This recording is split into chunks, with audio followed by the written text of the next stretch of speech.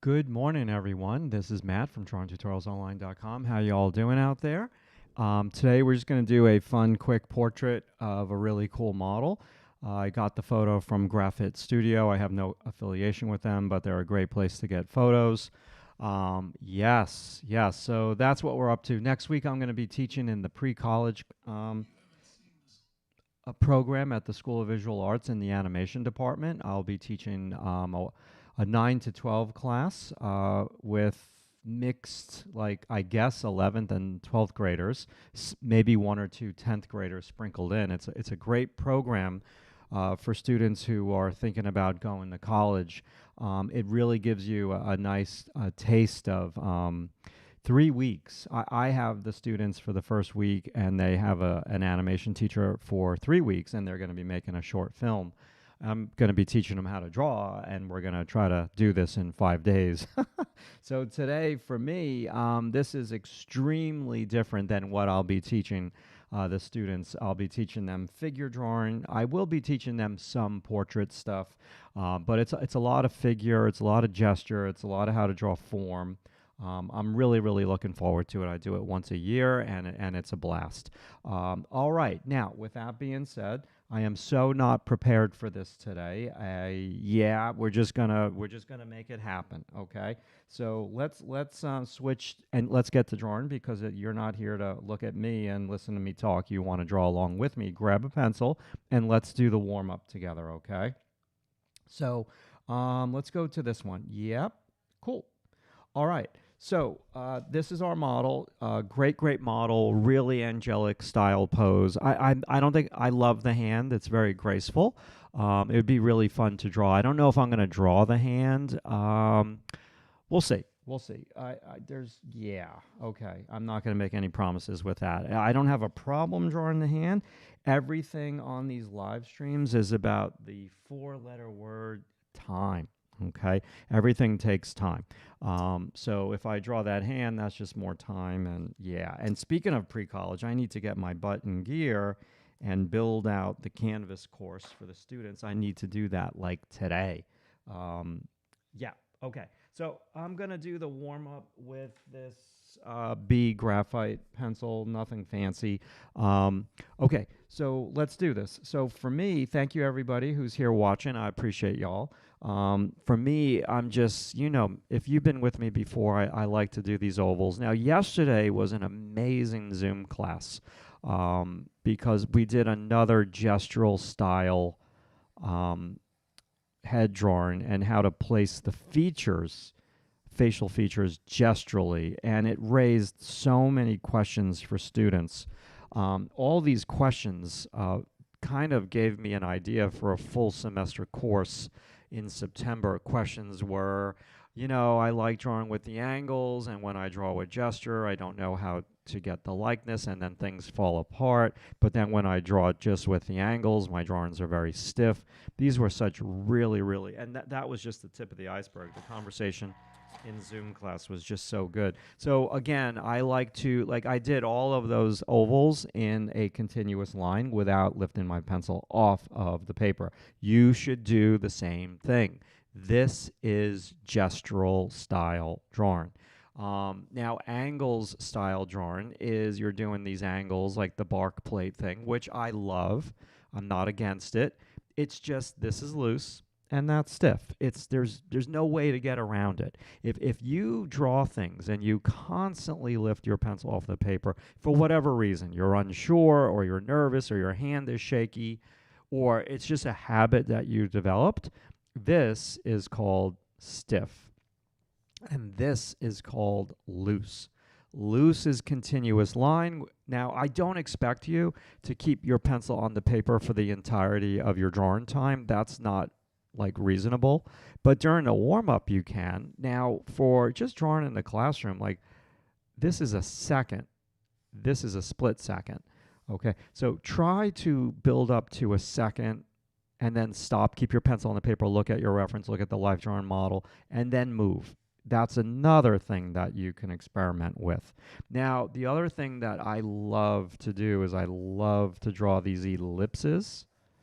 Okay, we do this as a warm-up in perspective class. So in perspective class, we're kind of putting these ellipses into this perspective box, okay?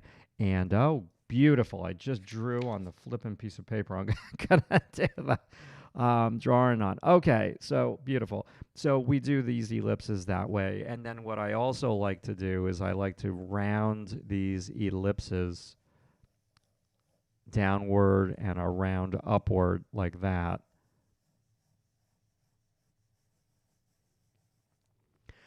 In a horizontal way. Now, gesture is also, let me get another piece of paper here. Gesture is also this other thing called the line of action. It's really not complicated. It sounds complicated, but it's pretty simple. A line of action is just a long line like that. It could be the letter C, or you can kind of creep it along and turn it into an S curve. Okay, and I cut my S curve down. Now, another thing with this gestural way of drawing is that look what happens when I draw this line. Did I move my fingers or did I move my arm? I'm moving my arm, not my fingers. And when you try to do gesture like this, and I'm drawing with my fingers, I didn't move my arm at all. Like I'm like, that's called chicken scratch. Okay. This will be the numero uno thing that I go over with my students in class on Monday morning. Everyone's going to be nervous. Everyone's going to be like, oh, I suck. They're going to have imposter syndrome. They're not going to, hey, welcome animation by Victor. Yeah, drawing humans is fun. So, yeah, absolutely. We're gonna work with this stuff, and I'll probably have them just start with these ovals and circles, and just kind of drawing a rough skeleton of the model. Maybe even I cut the feet off again. See what I'm doing? I'm drawing gesturally and longer.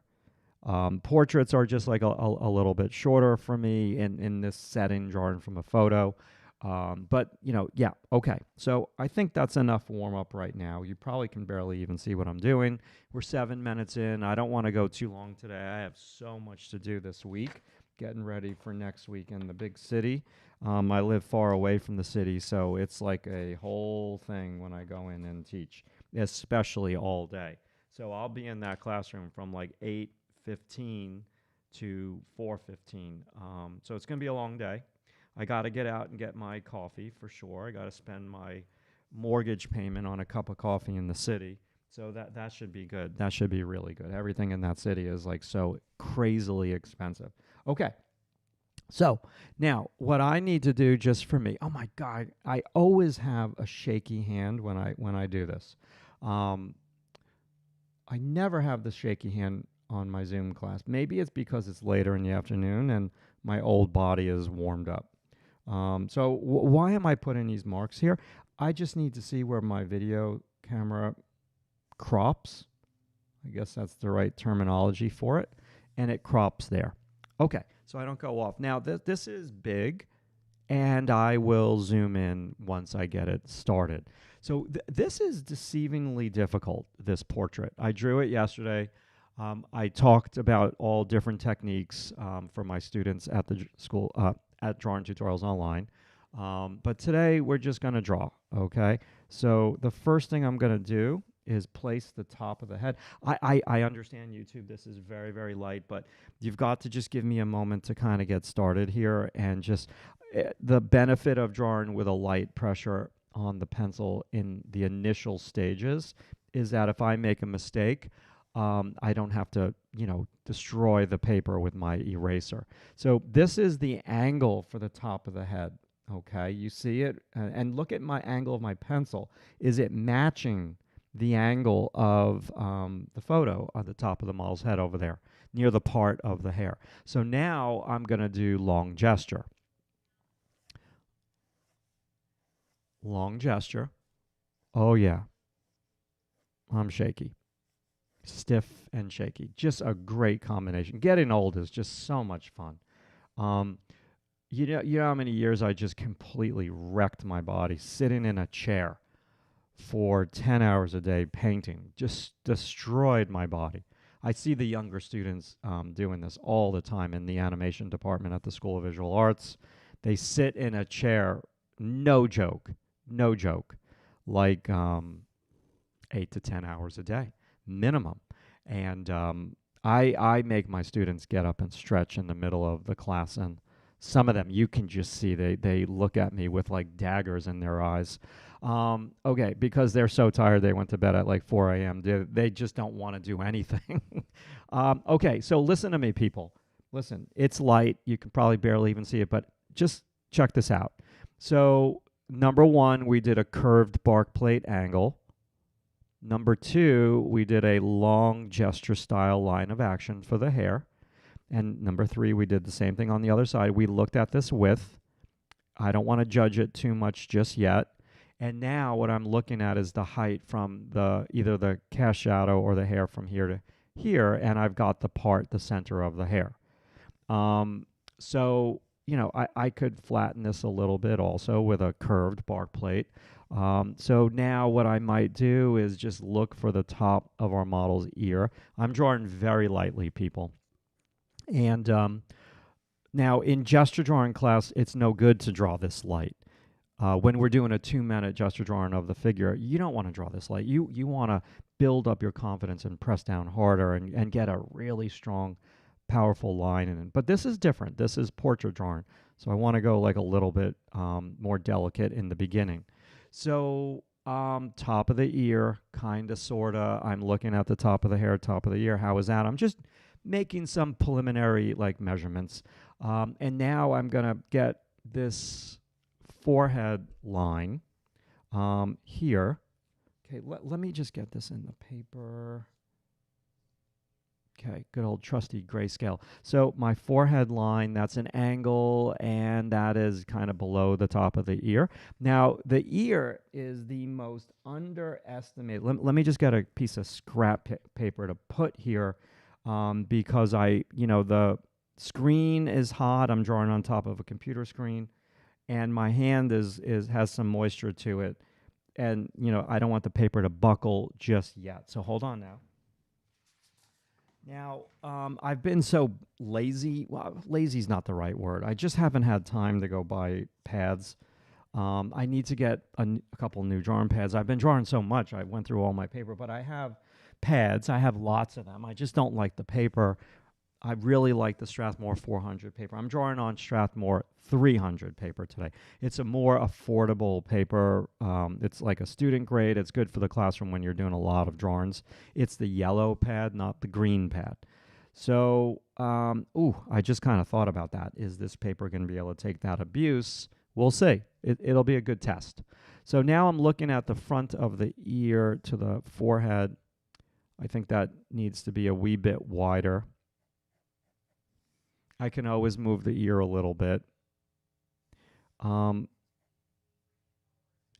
now I'm going to swing down. I'm going through the eye socket. I'm swinging down to where the hand is. And I don't know if I'm going to draw that hand. We'll see. Time will tell. I doubt it. I can already see this is not wide enough, so easy peasy cover girl. I'm going to move the ear over, and thus I'll probably move the hair over. And that's an easy tweak. And so what I want to do next is I need to get the jawbone in.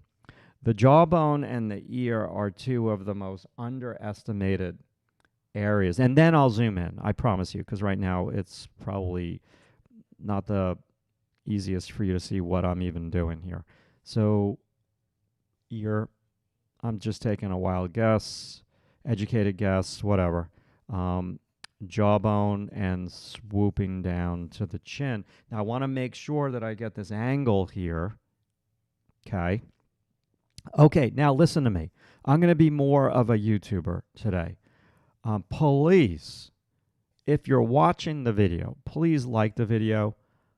And I usually, like if I get, the last video I did pretty good on, I got about 6,000 views. and I usually get 10% likes out of the 6,000, and I don't even think I got that this time. So if you're watching this, please like it for me. That would be awesome. We can see it, teacher. Keep rocking. All right, cool. Thank you, Marcus. Tito. Um, awesome. So that is my first go through. So this for me, everybody's different. Every teacher on YouTube is going to teach you a different thing. And that's why you go on YouTube to see all these different opinions. And then you go through phases as an artist. Like maybe for like 3 years of your life, you'll like one teacher, and then you discover another cool teacher teaching something different, and then you like them for a year, and then you get bored with them, and then you find another teacher who's teaching another thing you've never heard about. That's the beautiful thing about learning on YouTube, and I love that. So for me, I'm just giving you my opinion. You don't need to agree with me. I'm just trying to tell you what works best for me at this point in my little art career here. I like to draw the shape of the hair versus the shape of the face. Now, what is really beneficial is when you shade the hair. I'm not going to shade it just yet, but when you shade it, what that will enable you to see is actually the shape of the hair. Right now, I'm outlining, and when you outline things, you don't see the shape as well. But yeah, so just a little tidbit there. So now what I need to do is, it would be really good if I start to put in the shoulders. I always preach, never draw a floating head. Never draw a floating head. Always get the shoulders. Okay, now what I would like to do, you got to indulge me here for a second. This thing is like, no wonder why my hand is shaking. It's so high up that all the blood is, my hand is above my heart. So my one beautiful bald head does not get into the video camera.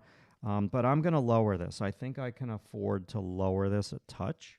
So you're going to indulge me to rip up the tape here and just lower it. Give me a moment. Got 2 sheets of paper. One is the cushion. One is the drawing. And hold on now.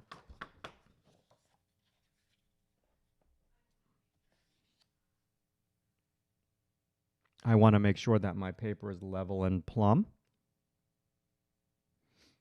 I'll go a little lower here to make myself a little bit more comfortable. And now we can tape the paper back down. And I'll zoom in momentarily. I'm taping the sheet underneath. Just indulge me here for a second. Okay, good. One more piece of tape here at the bottom. This blue tape. There's brand X blue tape. You gotta splurge and get the real one. It's really good stuff. Better than like regular masking tape. It doesn't destroy the paper when you pull it up. Okay. And I'm going to zoom in just a touch more. Good. Okay. Maybe not that much. Now, people at home tell me they like to see how big I'm drawing.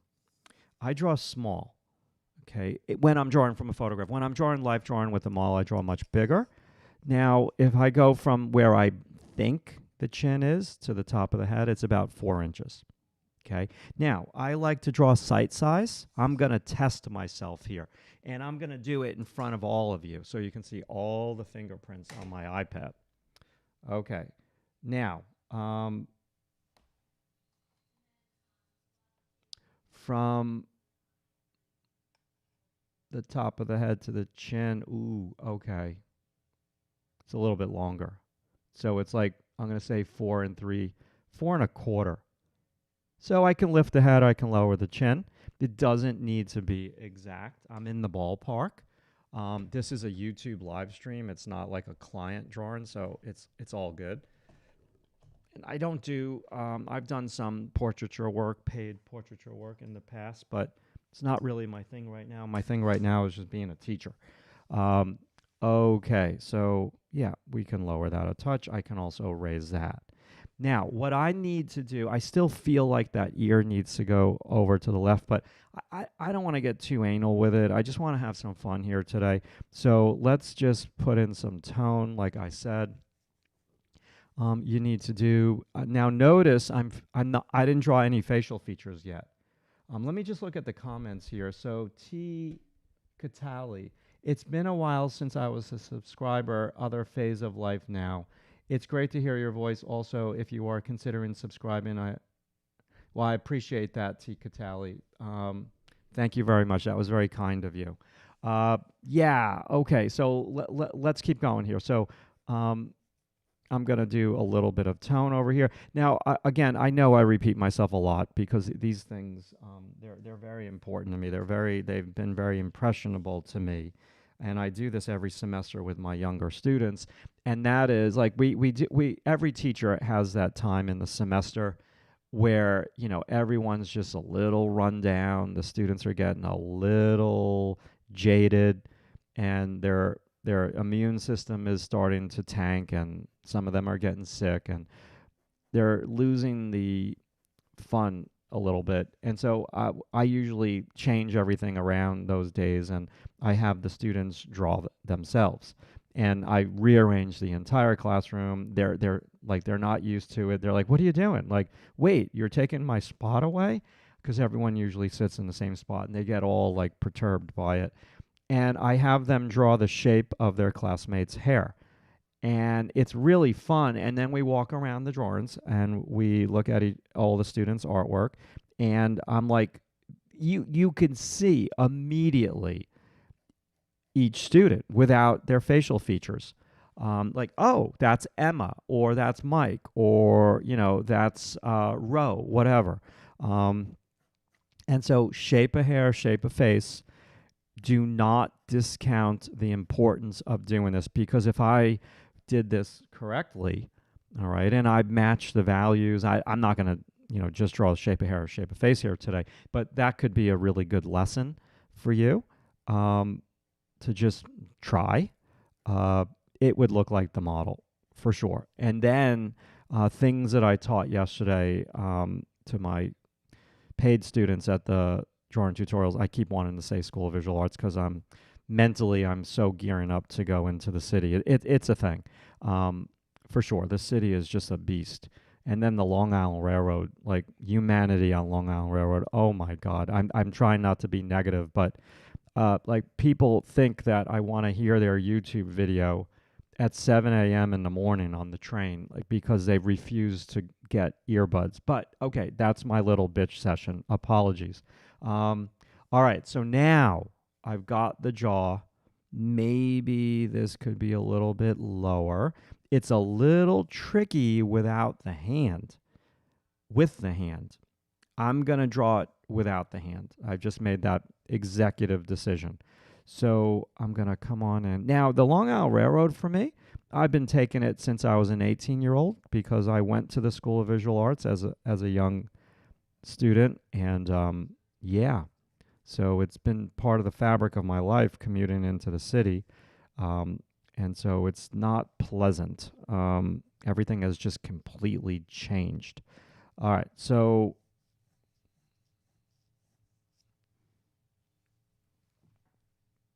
I'm not judging this just yet. I'm not judging it just yet. I want to put a little bit of shape over here. Does anybody have any questions as I'm going? Just feel free to chime in and ask in the chat. I want to put a little bit of tone over here. For me, I was raised as a painter. I learned how to paint before I learned how to draw. That sounds really strange. But I got really, really good at painting in oils, painting textures, painting realism before I really learned how to draw. Usually, the way that you do things is you learn how to draw first, and you learn painting through drawing, and then you paint. I did the opposite because I was just obsessed with oil painting and painting realistically. So why am I talking about this? I'm talking about this because I learned how to draw through shapes, right? negative shapes, shapes of value, shapes of texture. So that's what I'm doing right now. I'm drawing this shape, and this is going to dictate to me this width. I also put this shape in, and this shape is not the model's hair. It's the cast shadow the hair is casting on the skin. And you always want to put that cast shadow in there. That is very, very valuable. And then it doesn't look like the model has helmet head when you do that. Like helmet head is just very sharp hair, so it's like as hard as like a football helmet or a hockey helmet, and that's no good. Like, so this is a softener. I didn't get into the soccer thing. I watched it, the last game on Monday, and I'm more of a hockey person. But I watched it just to be in pop culture, and or at least think I was like cool, young, and hip. And I watched it, and it wasn't good. I started falling asleep a little bit, but the one thing I was just like shocked, like this, the Belgian player hit the ball, the goalie hit the ball, kicked the ball so far, and then the American player hit it with their head. I mean, my God, if that was me, I would have been like concussed. I know they do it all the time, so they're used to it. But like, I would have been in a hospital with like herniated discs in my neck and shit. Oh my God, I don't know how the hell they do that. So that's pretty tough. That's just as tough as hockey, hitting that ball with your head. Your neck's got to be really strong for that. So, all right, here I am talking about hitting a soccer ball with your head, and I'm drawing. Okay, so back to our drawing here. So let's go to our model's eyebrow, and I'll try to talk in my southern voice right now. So what y'all need to do is y'all need to look at the distance between here and here. This is going to dictate the placement of the features. So now I'm going to go in a gestural way. I'm not putting my pencil on the paper.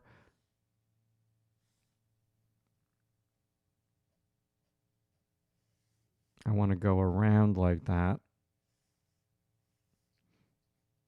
I want to get this eyebrow because why? Because it's a shape. That's going to help me. So right now I'm being impressionistic. I am just trying my very best to get these opposing angles. Now they're not round lines, they're angular. Okay? For sure. So I'm getting those because I was mentioning to my students yesterday. Let me just get a little swig of cold coffee here.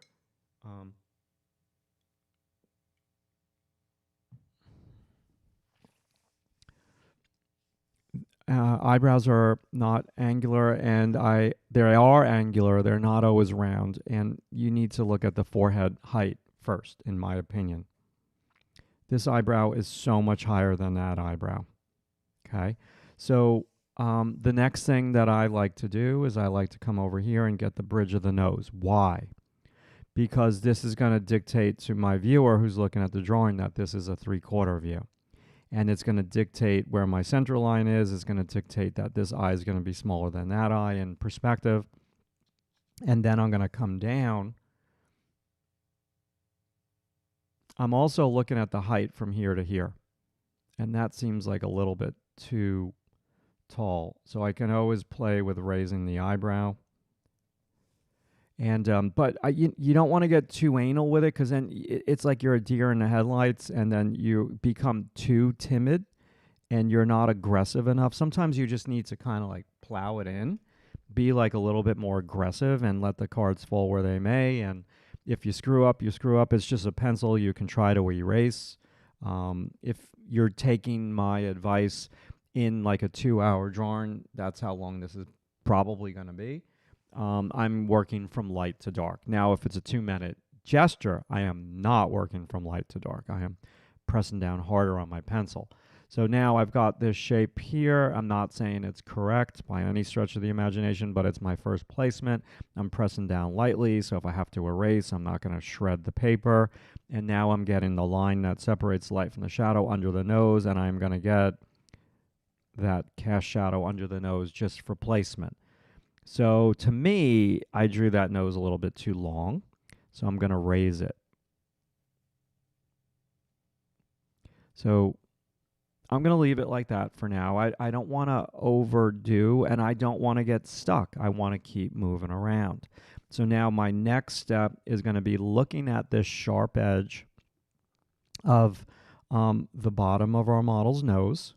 And I'm looking at, okay, so now if you're drawing along with me, I hope you are, look at the tip of the nose to the edge of the face. Now, this is not written in stone. It's very soft, but just get that to be somewhat close.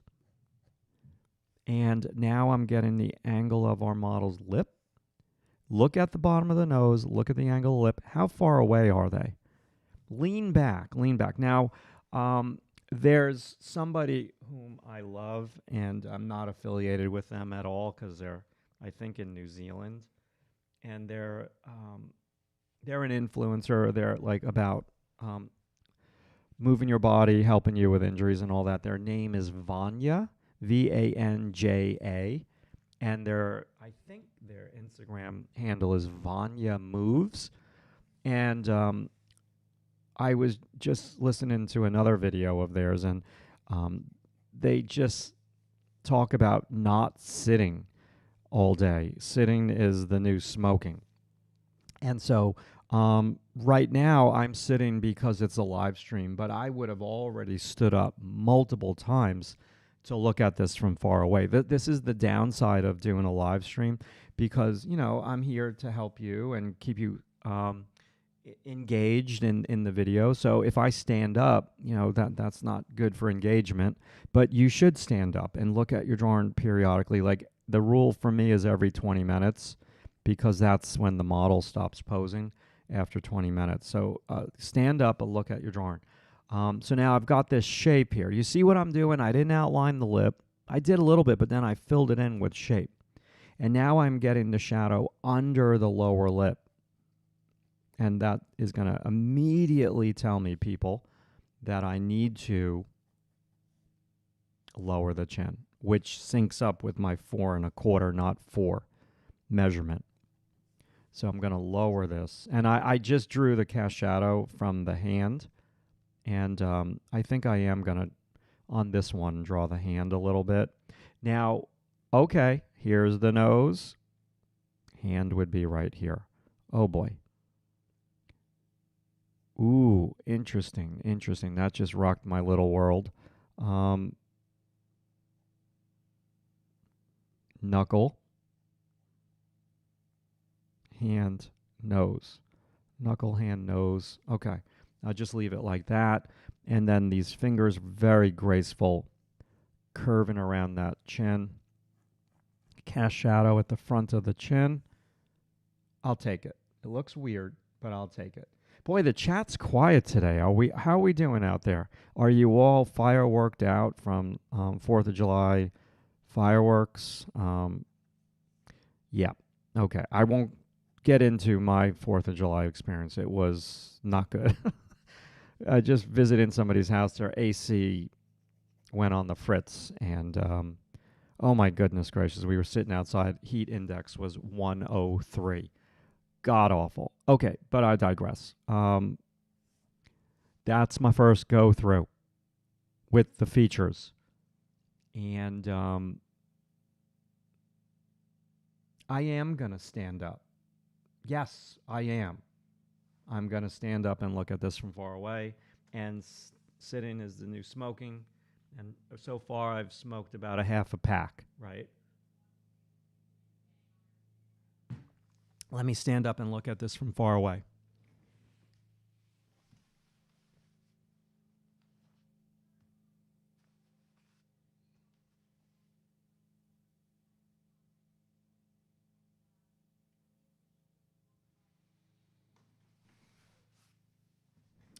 It's not good. It's not bad. I forgot to add myself. I know.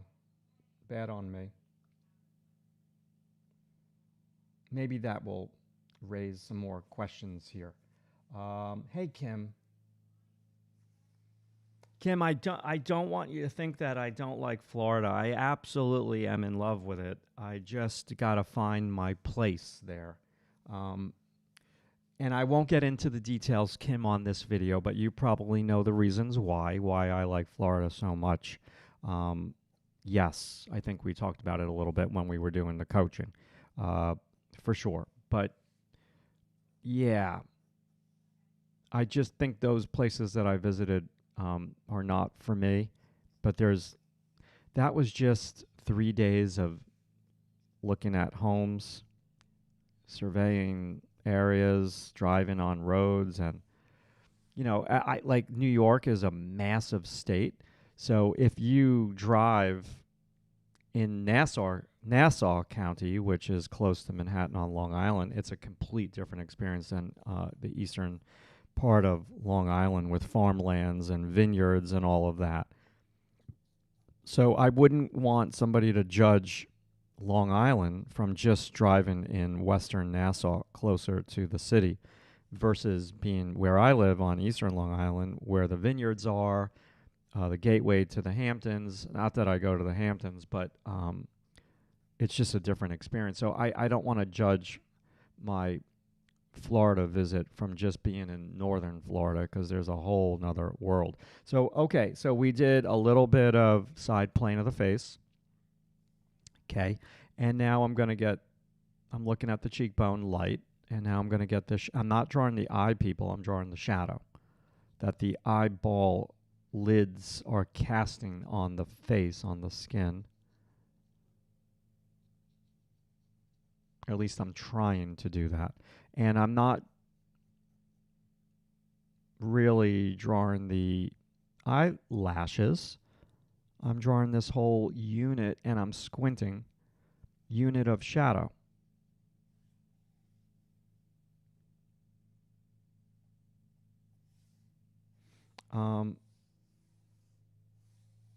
Okay, now I want to get this underplane shadow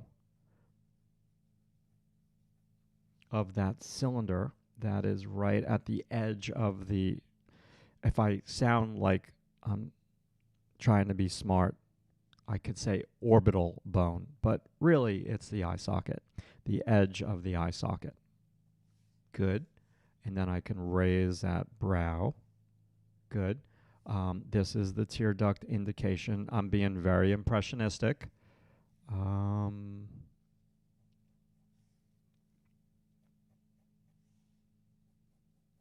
I want the bridge of the nose to be thinner.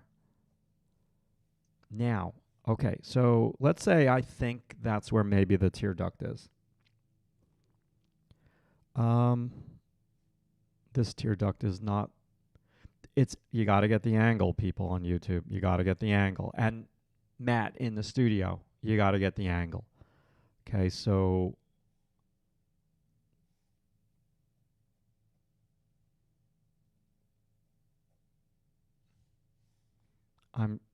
I'm being too studied with it. I need to be a little looser. Tip of the nose, bottom of the shadow. Don't just look at what you're drawing. Look at what's around what you are drawing to compare it to. Okay? Don't work in a vacuum. Look at everything all at once. I try to explain this concept to my students, and I say when you are drawing the head, Matt, I every time I draw the head on the figure, it's not the right proportion. It's too big or it's too small. I'm like, when you are drawing the head, don't just look at the head. Look at the body when you are drawing the head. How do I do that? I can't look at two things at once. Well, you just constantly switch your focus. Like, look at the body, look at the head, look at it like split second as you're drawing like landmarks for where you think the height of the head is going to be. Okay, so very impressionistic. Very impressionistic. I love it. I like to draw this way. Now, okay, let me get my drawing pad. 1 second.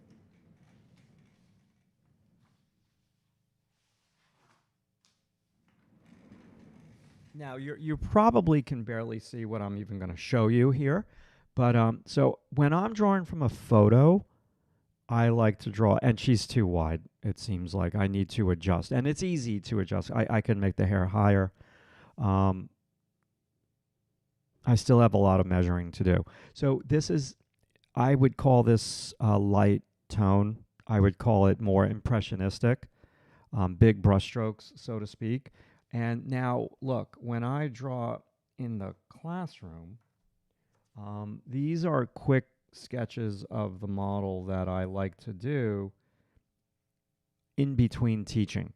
So this is different. This is line. And it's very, very light line. This is the green Colorace pencil. So I'm not really being too aggressive with it. That's another one that is in line with form-lined tone, not blending tone.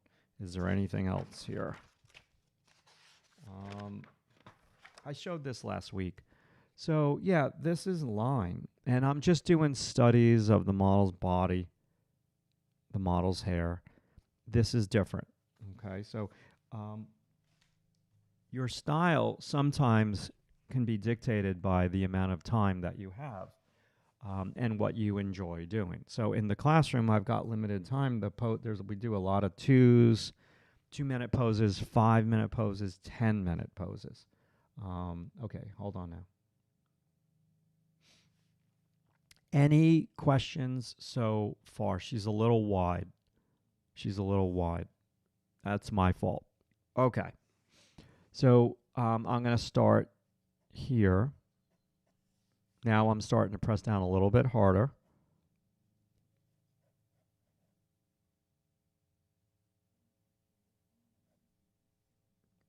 Get the angle of the eyebrow. Now this rolls in. Now the eyelid curves around. And then there is the zygomatic bone, the cheekbone. So I'm doing angles right now. Okay, and then I'm going to come on down. Now, okay. Not good, not bad. It just is what it is. You just got to keep drawing and keep looking. Now, let me give my website a little mini 30-second to a minute commercial. You'll indulge me a little bit. So I just set up a new pricing structure for those of you who don't like subscription payments. You can sign up to my website for 3 months for an extremely low fee, cheaper than the monthly subscription, for $47. It's a one-time payment. You get access to everything. You get access to every single course I have to offer, which is hundreds of videos. You get access to all downloadable PDFs that go with the courses. But more importantly than that, because that's just more information, you get access to me in our weekly Zoom class where I get to critique your drawing right after you drew it with our Zoom exercise. And you also get access to 4 critiques a month. So every Monday I film a video critique and I critique member artwork. And that alone, like the coaching that I charge is much more expensive than that membership. So that alone, like 4 critiques, it's invaluable for you because you're going to learn so much from these critiques. And, you know, it's not about watching more videos. It's about getting feedback on your artwork. So that's my little 1-minute commercial. And if you're not getting feedback on your artwork, you could be wasting years of not knowing. You don't know what you don't know. You know, because you can watch all the YouTube videos of all these great teachers, and you could be making a mistake that you just don't know you're making because you're too close to it, right? You need another set of eyes on your artwork. So that is what I have to offer for you. Now, with that comes all the different courses, but all the different courses is just you got to have time to watch them and the commitment. So the feedback is way more valuable than the courses, in my opinion. Courses nowadays are like a dime a dozen. They're all over the internet. It's the feedback from an experienced person is where the value comes. Okay, so let's see here. Back to the drawing. Let's just get this shape of the eyebrow.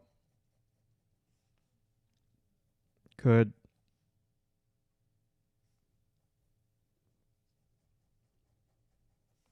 I'm a little slow today. Now, okay, let me show you another drawing. It'll give my hand an opportunity to rest here.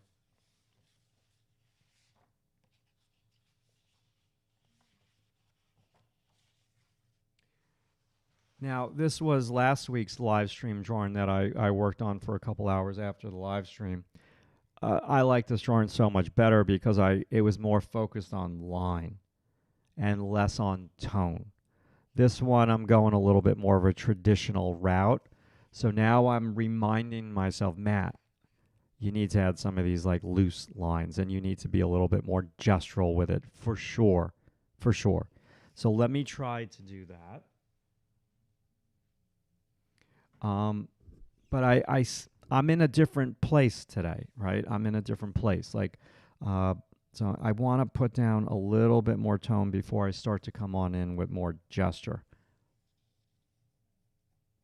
I want to shade this side of the ball. I should get this lash. How far away is that lash from the eyebrow?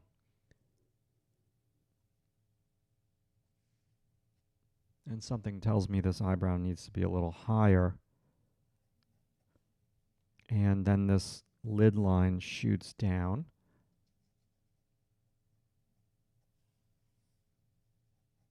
I don't want to outline 100%. I want to be impressionistic right now. I'm not drawing eyelashes, people. I'm drawing shadows and shapes.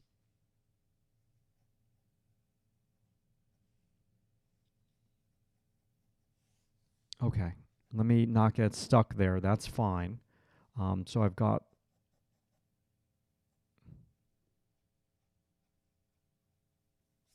Just always test your eraser before you erase with it, the eraser that comes on the pencil, because they dry out.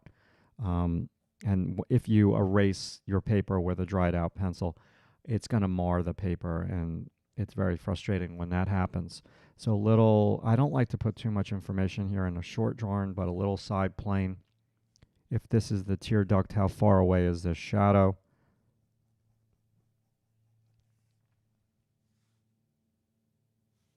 And let me zoom in.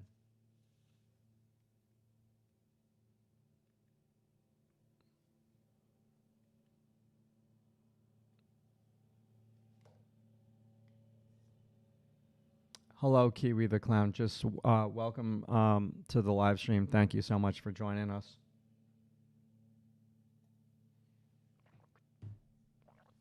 Now, wait a second, Kiwi the Clown. I'm remembering Kyrie. Correct. Correct, Kyrie.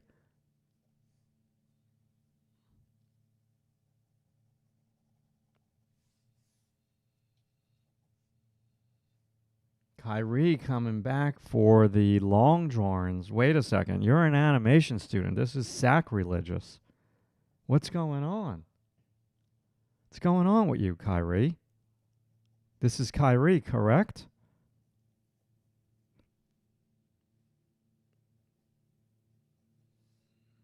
Yes. I know you right now, Kyrie. You're smiling at home. You're alone in your space, and you're probably smiling with a smile. Everybody on YouTube, Kyrie is the smiler in chief. They do not know how to not smile. That is their permanent resting face. Is a smile, correct? Yes, it is. Yes, it is. Some people, and you know who they are, you've met them in public, have the um, resting, I'm going to curse a little bit, the resting bitch face. And yes, and you stay away from those people. But Kyrie has the resting happy smile face. So Kyrie, thank you for that, because there was many times during the critique where everyone was like dying and you would be smiling. So thank you. That made the class very enjoyable. Okay, this hair here comes straight down. And Kyrie, you never emailed me about what. Yeah, so no biggie, no pressure. Uh,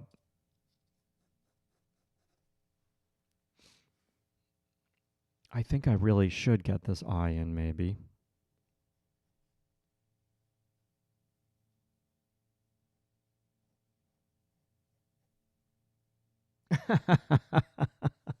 That's so funny. That is so funny. You know, I'll be back on the 6th floor. Um, yeah, don't worry about it. Don't worry about it. No big deal. I'm gonna be back on the 6th floor on Monday with 20 students in 611C crammed into that room. It's gonna be a hoot because everyone's gonna have the materials bag with the drawing pad and all the materials in it, and the classroom is gonna be flippin' jammed packed. Um, Too many July birthdays. Yeah, I got you. I got you. My family has a lot of August.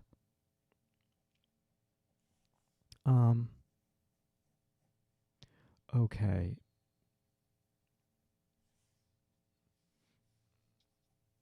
This eye is much bigger than what I have.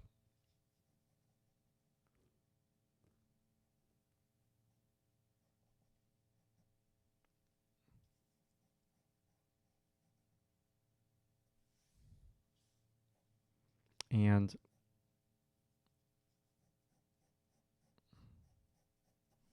I'm going to tone that down. Let's get the look at the distance from the eye to this shadow once again. And then I could just suggest the nostril. Please, people on YouTube, do not press down hard and make the nostril the darkest dark. Just keep it like suggested for now until you are happy with the placement. Um,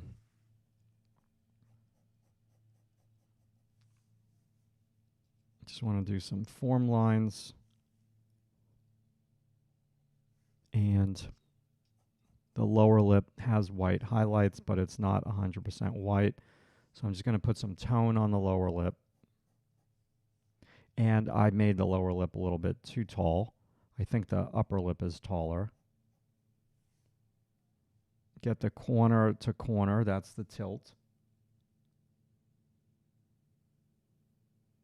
Well, the AC better be working. I don't want to know nothing about set the temperature to 78. That's insanity.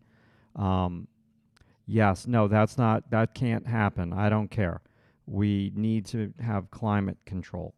Um, okay. I think I'm an AC snob a little bit, for sure.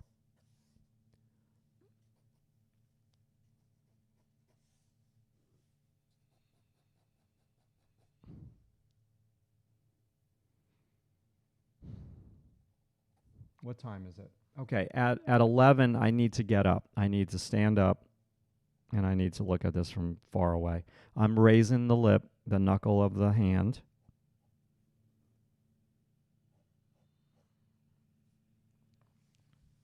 I have the ear too tilted.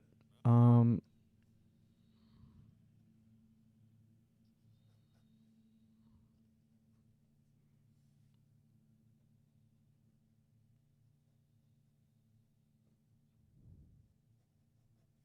I just want to put a little bit of tone over here as a suggestion. I think the ear is too small. Just trying to make it slightly bigger without overdoing it.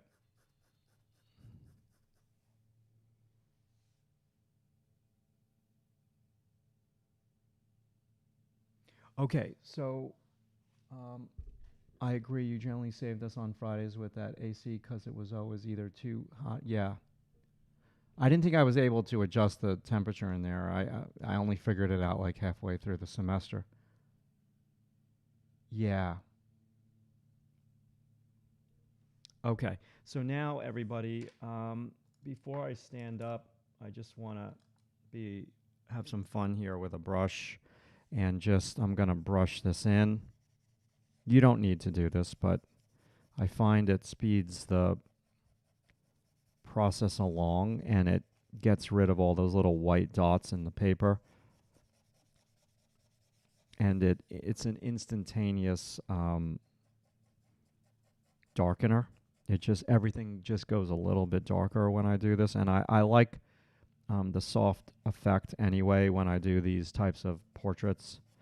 Um, Now, the one that I did last week, I did not blend because it was more of a line drawing. This is more of a tonal sketch.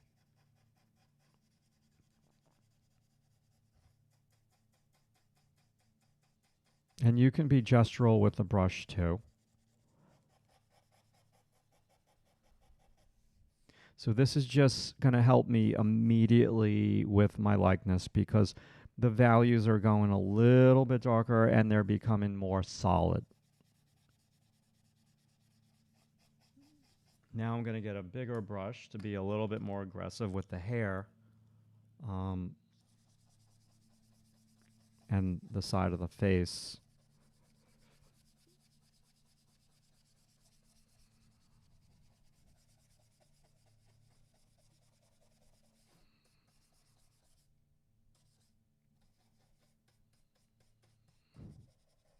And I'm going to get a little bit of tone on the underbelly of the brow bone, a little bit on the side of the forehead.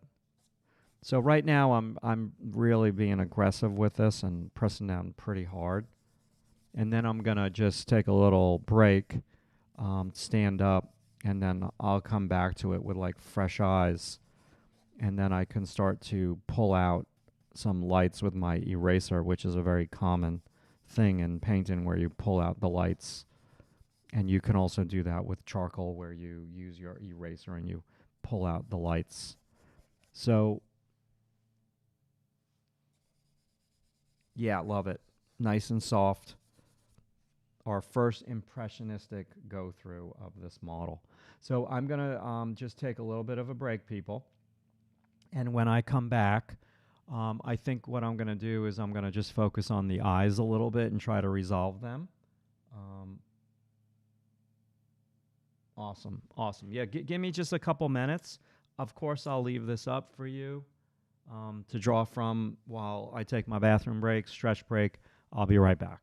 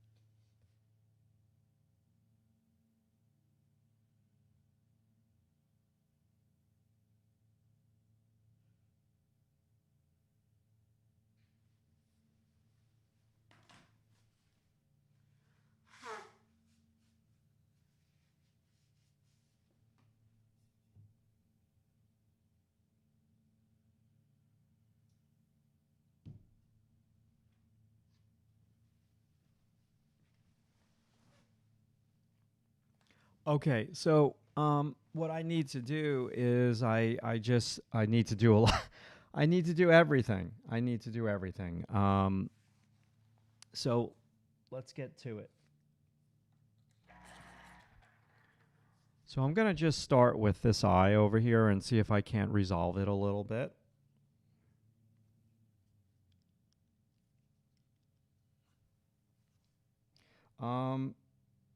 Yeah, I guess I'll keep my keyboard tray there.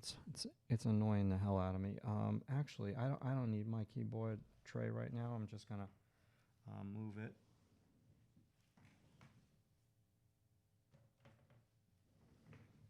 Okay, let's do this. So, eyebrow, not too dark. And then as it rolls up, it gets lighter. A little bit more with the darkness of the edge.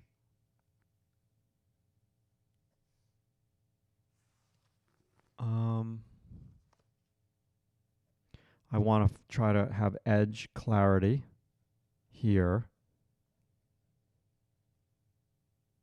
And then the eyelid comes down. Okay, there's like a little shadow over there. I really need to also pull out some lights. This is the bottom of the eyelid, at least I think that's where it is. The cheekbone is to the left of the brow bone, which is all near the eye socket. And then I'm just going to go a little bit more definitive with that. Now, okay, so trying to make this a solid shape. Comes into the bridge of the nose, and then we have the tear duct.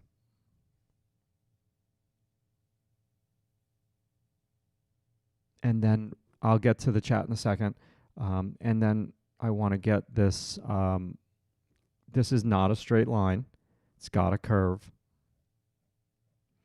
Bottom of the eyelid. And then we have a little bit of thickness with the lashes.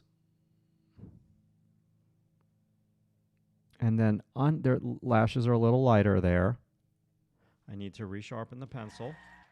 And then there's a lot going on, but I'm going to just try to be a little bit more shape-based with it.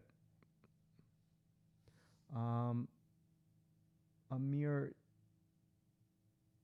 Tanish, man, it's so beautiful. You are best art. Yeah, well, I appreciate that, man. Thank you so much. I appreciate you, and I appreciate you joining the live stream, and very, very nice of you. Thank you, thank you, thank you. Any questions, let me know. I'm here to help. Yeah, it's so weird. Like, I'll have one video with like no views, and then the next week I get double the amount of views. I don't try to figure it out. I just let it. It is what it is. I don't have a team. It's just me, so I like it that way. Less is best. For me, that's my philosophy, for sure. So, yeah, New York State has way too many rules for hiring people, and yeah, so less is best for me. Okay, let's.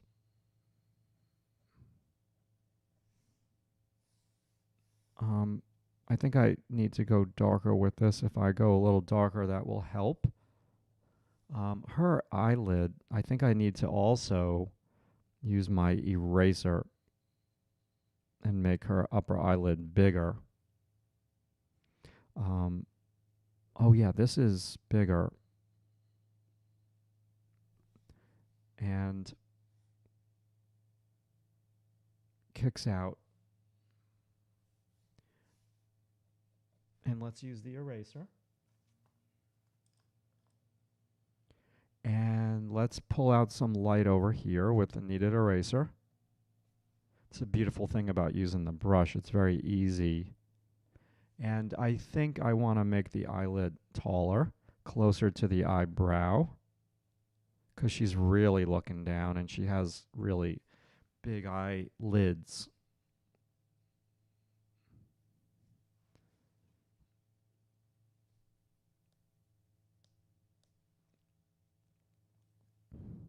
Now, what I've done is I think the eyelid just needs to be bigger. So I'm going to use the mono 0. It's got a nice point to it. And I'm going to kick the eyelid out. And I'm also going to erase over here. And I'm going to lower this and erase over here as well. Now, for me, this is sticking out too much. You got to be careful with doing that, because then it almost looks like the person has like a swollen brow bone.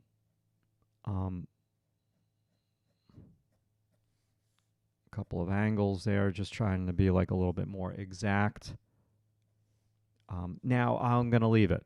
I don't, now I want to move around. I don't want to get stuck and locked in visually to one area. Now this area, there's not a dark line here, but I'm going to put the line in and then I'll erase it after, just so I can see placement. I might come in over here a wee bit more. So these little, I'm doing like micro adjustments.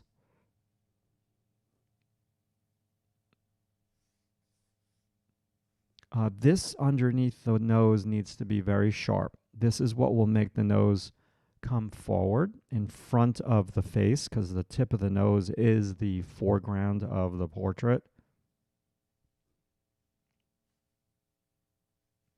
And now I'm going to just try to get the nose a wee bit more studied here. And I'm not really drawing nostrils and stuff like that. I am just drawing shapes.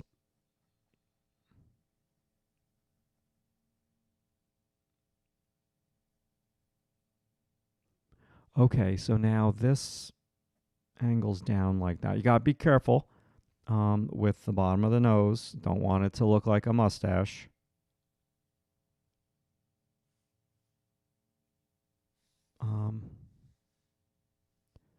Just a little suggestion of the nostril. Nothing too dark, nothing too sharp. Less is best.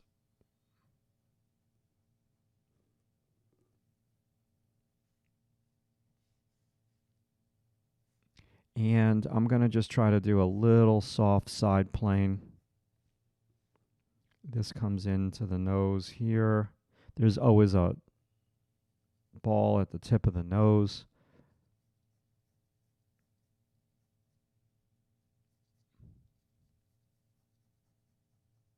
I can hear my dog snoring in the other room. Crazy. Okay, and then there's a dimple right above the lip, so I think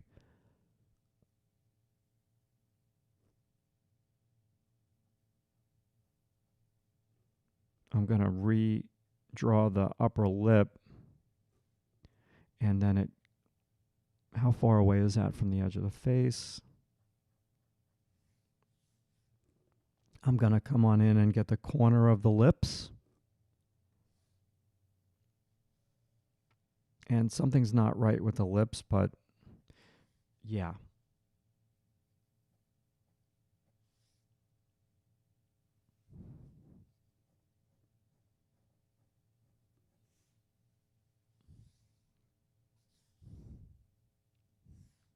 Normally I don't put this little tone under the eye, but I just want to do it today.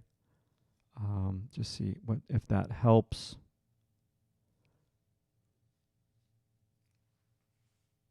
And I'm going to go darker here, a little bit more of an aggressive shape.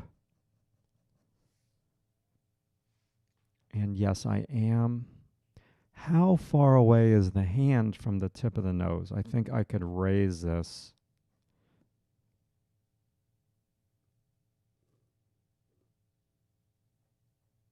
Knuckle, lip, and let's roll down the lip. Round, no straight lines there.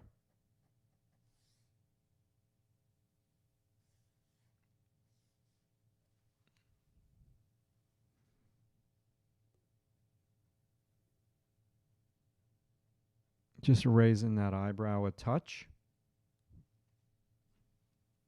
I have this sticking out too much.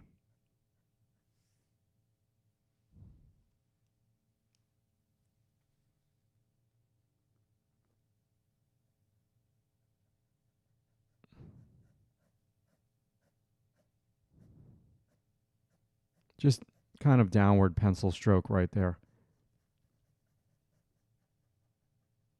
Good.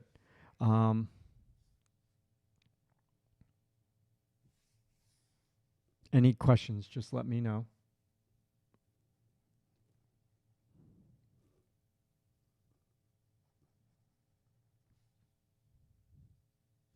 Okay, let's work on this eye. So from this brow to this brow is higher. Yeah.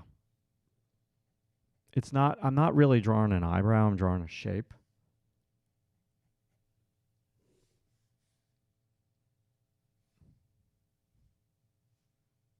Oh, I see. This angle's up. Let me resharpen the pencil.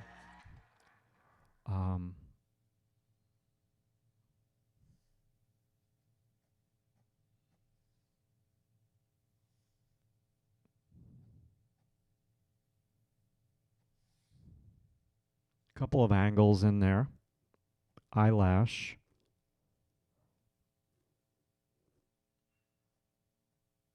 Tear duct. And thickness of the lashes right here.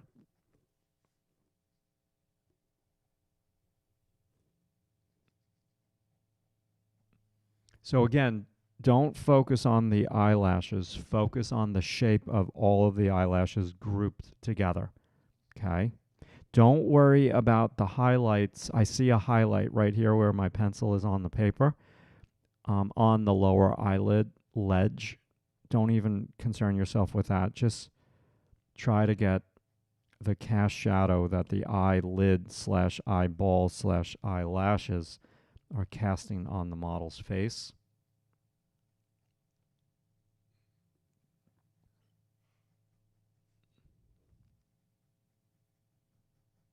And you're just trying to have clarity of edge.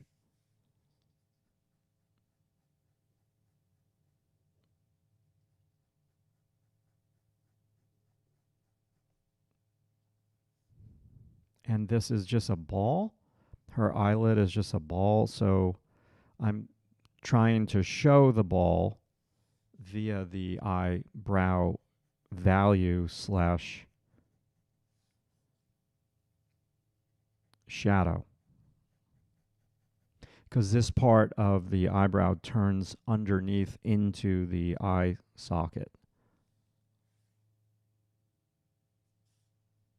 And the eyelid is not completely white paper. It's not dark either, but you've got to put some form lines on it to show that it's a round ball, the form of the eyelid.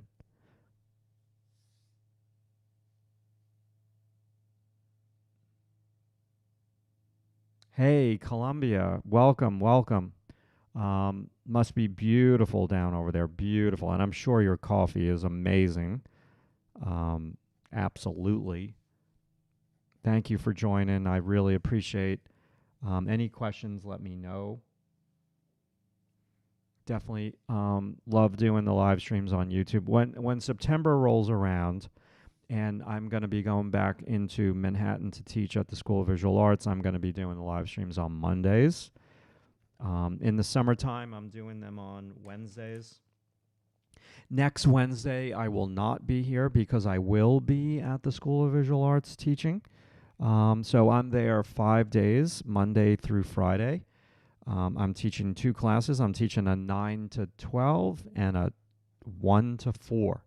And I better put on my big boy pants because it's going to be a lot of talking, a lot of socializing, a lot of teaching, a lot of drawing, and a lot of waking up early to commute into the big city.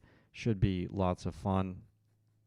Nice break in the middle of the summer so things don't get too redundant. And so I like um, I don't know if dichotomy is the right word, but I like, um, I don't like, I really love teaching at the college, but I also love my summers where I don't commute. Um, so it's going to be nice to go in and commute for a week straight.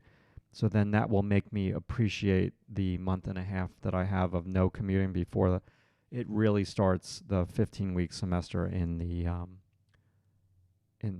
fall. So I'm looking forward to it. I love these changes. It's like changes of the seasons, which is very nice. Instead of temperature seasons, it's more like teaching schedule seasons. It just makes life a little bit more interesting. Um, Not that I don't work in the summer. I do work. It's just a slower pace. And if I could teach there in the summer, I probably would because um, I like it so much. It's really fun. So the whole drawing's very disjointed right now. I haven't really finished anything in its total. So this is a philosophy of how to work. And that philosophy is that you work the whole drawing at once and you don't resolve an area. Like yesterday during the Zoom class, I was talking with Kim. Kim has a question here. I worked on my portrait from yesterday's class until 2 a.m. Okay, yeah, you're going to post it in the critique gallery. So again, people on YouTube, Kim is a member of the website. Kim also has taken coaching with me a couple years ago. And Kim was on the Zoom call. So the beautiful thing, like I love Zoom? No, I don't love Zoom, but I love the interaction with the students on Zoom. And I love that I teach for an hour and then we have a Q&A for an hour. And the beautiful thing about the Q&A, it's called feedback. Where is my Cintiq pen? And so I think I had mentioned something to Kim. I forgot what I mentioned about the drawing, what you needed to do. And then you told me what you were struggling with, and I tried my very best to help you. So yeah, I'm looking forward to it. So now Kim gets to upload their drawing to the critique gallery, and I will give it a next week critique gallery. I'm in the city, so I need to make an announcement about that.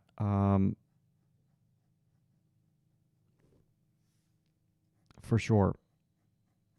Okay.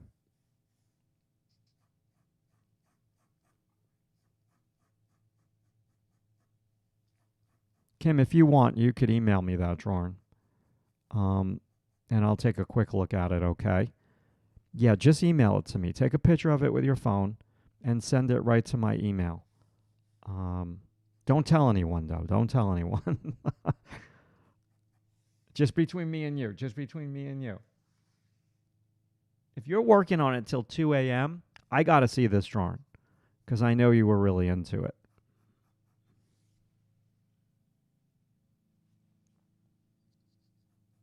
So, okay, Kim asked about the nose. Kim, these are the things that I tried to focus on when drawing this beautiful model's nose. So, for me, Kim, everything, and I don't know if I got this right. I don't know. I need to really stare at it for a while. It's this line. Does this line, Matt, does it need to be pushed out more to the right? Maybe.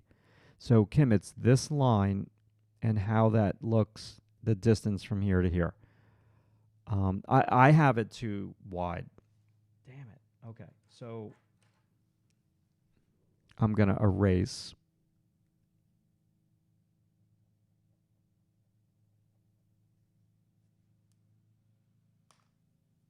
So that would be step number 1. And then it angles in at underneath. Top secret. No one on YouTube will ever know. So the angle here, and its relative closeness to the side of the face. And did I get the angle of the side of the face correct? Does it need to be angled in more? I didn't angle it in enough yesterday. And I don't have this edge clean. It's a little kind of confusing. And now I've made it too dark, so I've really made a whole big hot mess out of it all.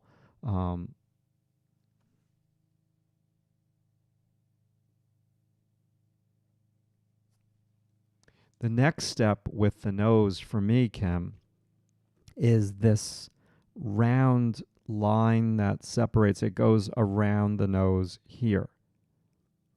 And then it rolls underneath the ball, the tip of the ball of the nose right there. Okay, so I'm going to go around the line. Now, I'm not making that my darkest dark. I'm just making it like a mid-tone for now. And then I'm trying to get the tilt of how the nose, because like there's the tilt of the eyes, the tilt of the nose, the tilt of the lips, the tilt of the chin, the tilt of the forehead. I'm trying to get all those tilts like also in sync, and that's in the back of my mind. So I'm going to lift up the nostril lobe, like an earlobe. And now I'll go back into the nostril, which is a small nostril. It's not huge. Like the guy last week that I drew, that photo was very pixelized, and his nostrils were ginormous from the pixels merging together and making both of the nostrils merge together. So in that drawing, I did not draw attention to the nose. I kept it like a different value. Don't overdo the top of the nose lobe. Keep it nondescript. And the cast shadow, Kim, underneath is just blending in with this shadow. Now, do I love this? No. But it just, everything needs, for me right now, just needs time, tender love, and care, which I just need to be patient with. Highlight right here.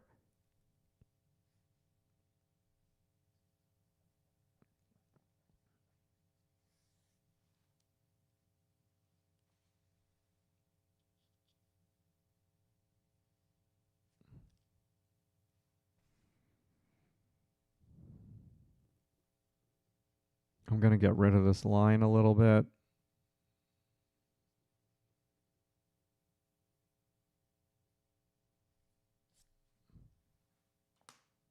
So those are the basics. And then there's like a little line here too, Kim, that rolls in.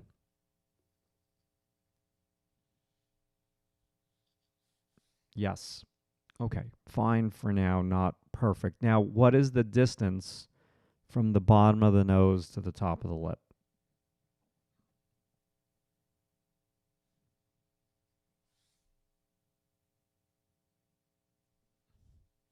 And my drawing looks different because I have this white paper. I'm trying to avoid the mustache look, but I still should get rid of white paper there.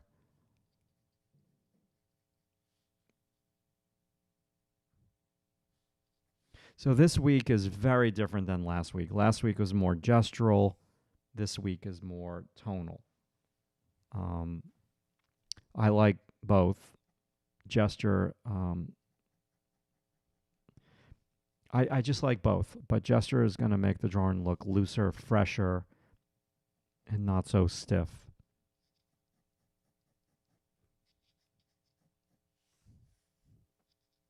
Front of the lower lip has a value.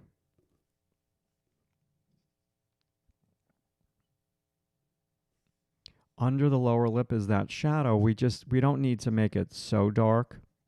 Think mid-tone for now.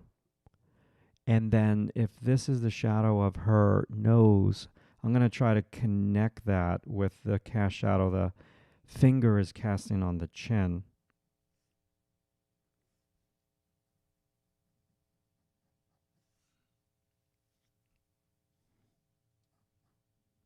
And the chin light is not as light as the forehead. So tone that down so the chin is not so white. And I'm noticing right now that the light on the chin is not that tall from here to here. Ah, okay, I see.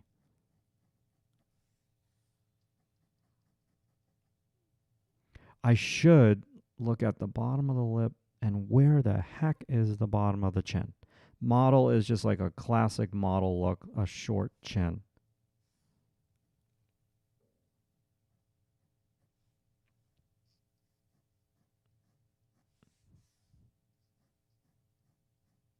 I'm committing a little bit there. I would have liked a smoother line there. It's not that smooth, but darn it. And then this shadow rolls up, and it's different than the bottom of the chin. The bottom of the chin, the jawbone, goes into the throat area here. And then there's reflected light that's bouncing up from the chest over here where my pencil point is. My God, we're already into this an hour and a half. I'm not even freaking close to being anywhere finished. Gee whiz. Okay. I've got so much to do today. God. How are we doing out there in YouTube land? Is everybody okay? Am I putting you to sleep here? What's going on? Talk to me. How many viewers we have? Okay, we got 21. I got one down like, okay. I must be controversial today. I got one thumbs down. Okay, it is what it is. You know what they say. You can't please everybody. If you try to please everybody, then you wind up pleasing nobody. Okay.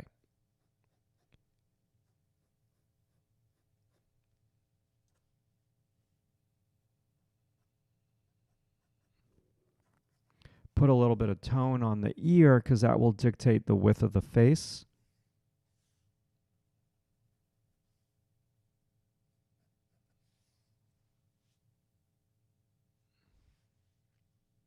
And I don't want such a hard edge on that eyelid. I want to tone it down a little bit over here.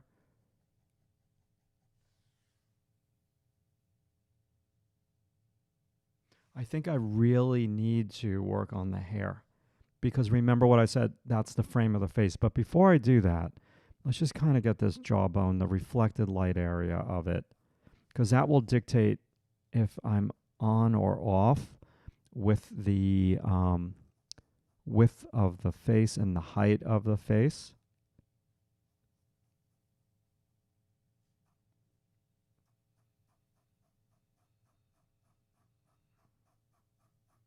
I'm curving around the three-dimensional head with my pencil strokes. Little shadow over here, the earlobe, and then the shadow on the neck muscle. That means I need to pull out the reflected light. Let's try that with the kneaded eraser. There's also a cast shadow that a piece of hair is casting right here. I don't know if I'm going to put that cast shadow in.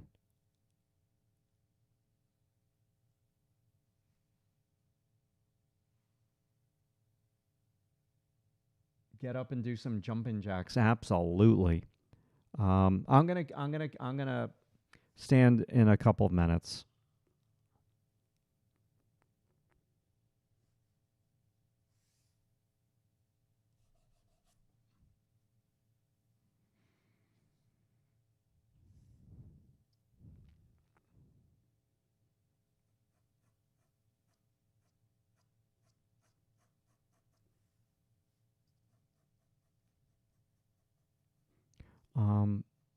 A little bit of tone over here, and then I need to like this for me is a big line. It's an edge clarity line that dictates how wide our model's face neck area is. And so no big deal, but I don't feel like committing just yet to it by pressing down as hard as I possibly can. but I should do a little bit more with the neck so we don't have a floating head. So that's just a tip for you on YouTube who you really like to draw portraits. Try to always incorporate a part of the shoulder or the neck. It doesn't need to be a lot, and it certainly doesn't need to be finished, but just try to incorporate something. So if you don't, and you just draw a head or a face, I should say, it kind of makes it look like the face is floating and it's not attached to a body.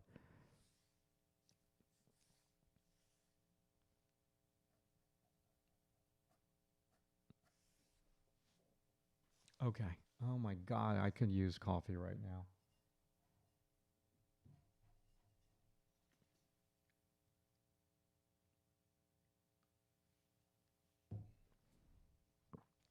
Okay, time to do more with the hair.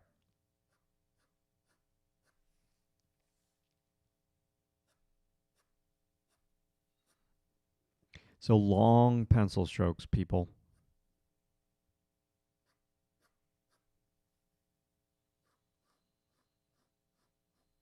Long pencil strokes for the hair shape. And this is another very important edge because this will dictate how the model looks if they're too short or they're too wide.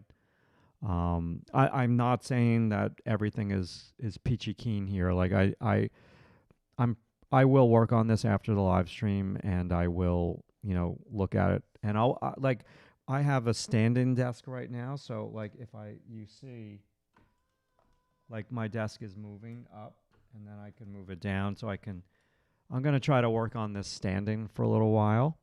And so then when you work on it standing, you can like step back more than if you're in a chair. So yeah.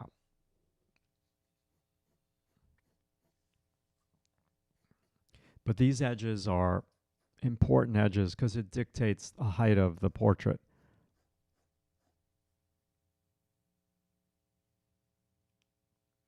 For me, it does, Paul.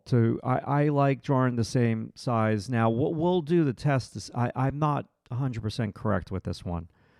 Now, I'm a huge believer in systems in everything that I do. So my system for when I'm drawing at home here in my studio from a photo is I like to use the concept of sight size, where you draw the same size as the photo that you're working from. That just seems to work for me. The system that I have in a life drawing class is if I'm drawing on an 18 by 24 inch drawing pad, and the pad, I hold it horizontally, consistently horizontally, not vertically. So if I'm doing a gesture drawing and the pad is 18 inches tall, if I draw the model 15 to 16 inches tall, consistently a standing pose, that's a system. So I draw, that's not sight size. Obviously, I can't draw life size, but that's what works for me in that system in a life drawing class versus sight size here from a photo in my studio. So I know that's like a long-winded answer. You don't have to, but it seems to work for me. And then this is like a really good size. I like to draw in the studio for like a live stream. That's another thing. Like I did coaching with a woman years ago. Like it's probably going on like over 5 years now. Karen. And Karen was a painter and is a painter, and they were doing portraits at the time, and every single painting they did was a different size. And there's nothing wrong with that, but when it came to framing, shipping, I'm like, Karen, why don't you just make the conscious decision if you're going to do portraits for people and you're going to ship them, you need to be efficient. So, like, what boxes are you going to use from FedEx or UPS or the USPS, United States Postal Service? And do your paintings maybe a little bit smaller so you can pre-purchase all of your canvases. They all fit into a certain box, and then it's also good for pricing. You can be very predictable and consistent with your pricing. So there's all different reasons to work different sizes, right? So for me, this is just a convenience thing, Paul, because I have 2 hours on the live stream, working. I don't want to work. I really don't want to sit down for longer than 2 hours. Um, it's not my thing. I like to get up and move more, and that's really not going to make for an interesting live stream when I'm constantly standing up and moving and stretching. And I do that when I'm working on my own. I like to get up every 20 minutes, move, stretch, for sure. And so, yeah, this is just what I do here at home.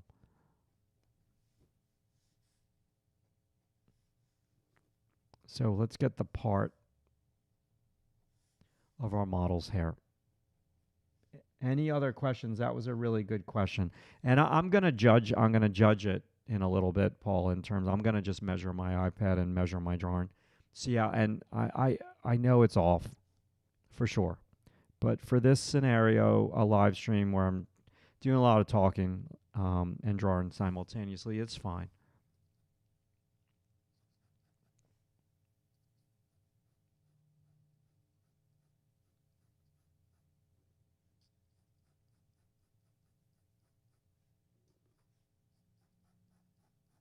I'm just really trying to get some values down.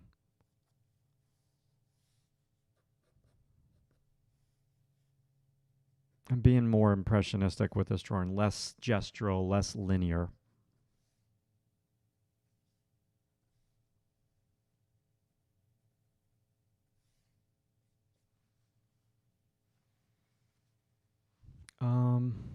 Okay, let's see. What time is it?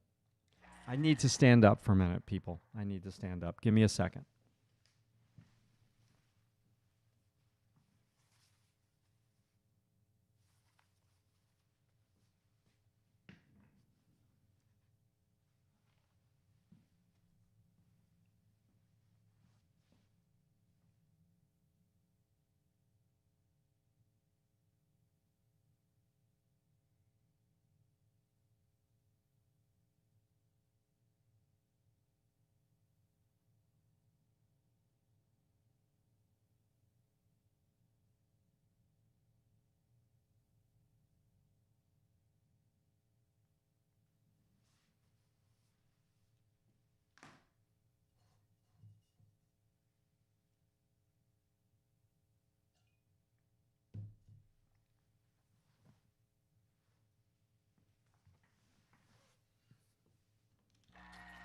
Okay, so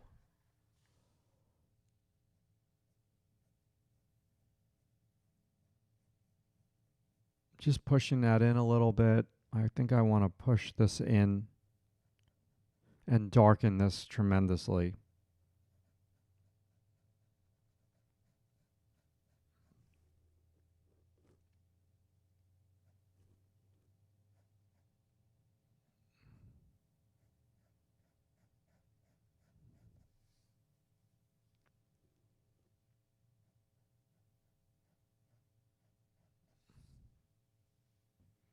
I also want to establish this edge a little bit more prominently.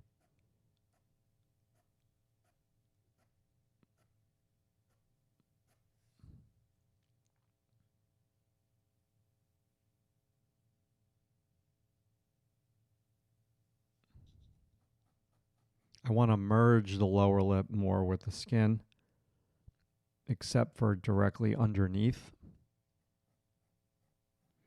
These are just some areas that, these are just like key landmarks, I'll call them, that will determine heights and widths.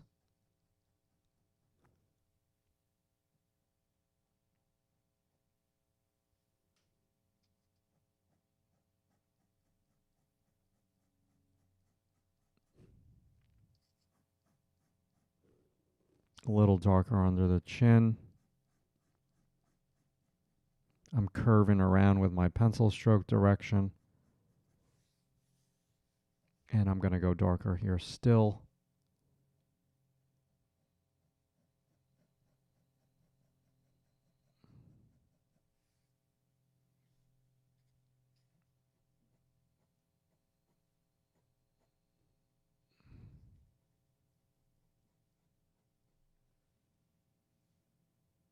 It's an absolutely gorgeous day. We just had some much needed rain for the last 2 days here on Eastern Long Island. I'm so happy that it rained for 2 days. Everything was just dry as a bone. Um, so the rest of the drawing would just be me resolving everything and putting down more value.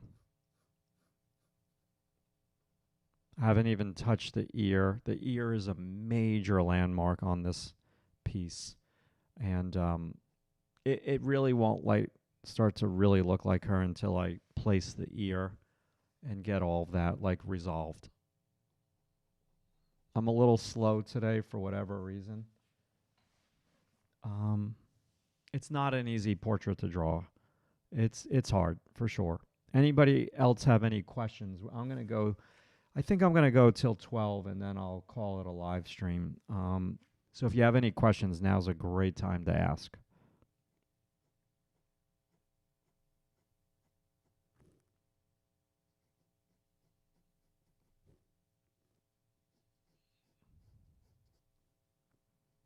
The part is just a little bit wider with that shape of tone.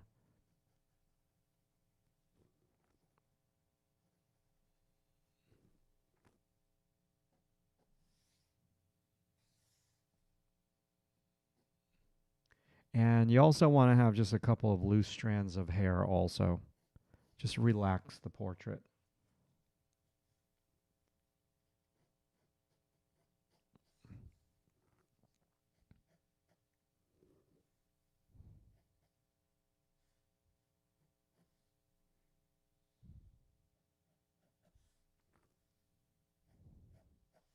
Resharpen the pencil. The hair just needs so much work. Could just have so much fun with it with the mono zero. Let's work over here with this flip of the hair.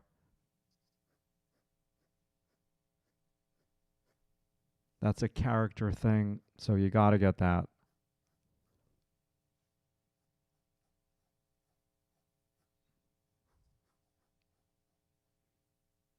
It's very dark over here. It's like a shape where the front, the top of the cylinder wraps to the side of the cylinder of the hair there.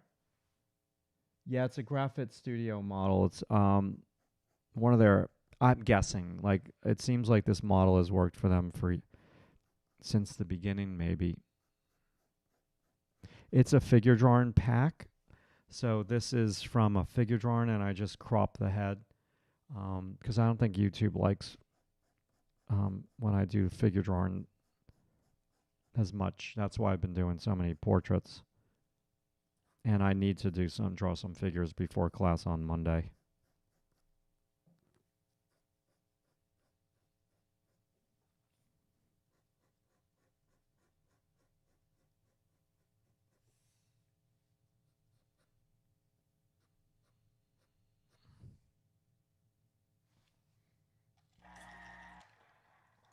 Okay, let's see. There's something about this eye that maybe I need to add some of those lashes.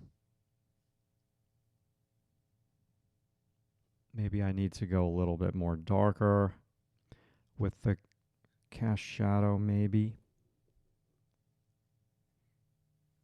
Oh, I see. Okay.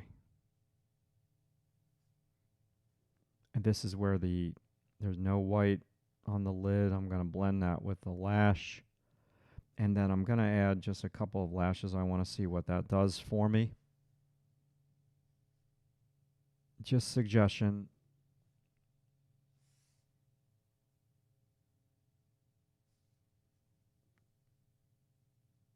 I don't want to overwork one eye because then the whole drawing's going to go off balance.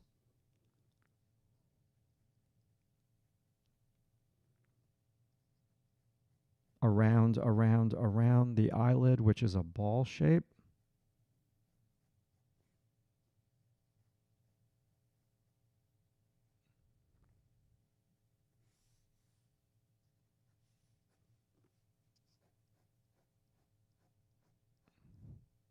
Just matching values, or at least I'm trying to.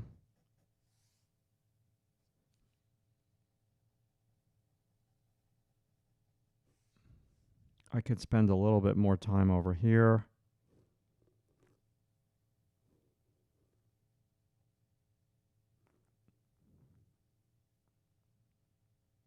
I'm just doing a circular pencil stroke to put down some value there.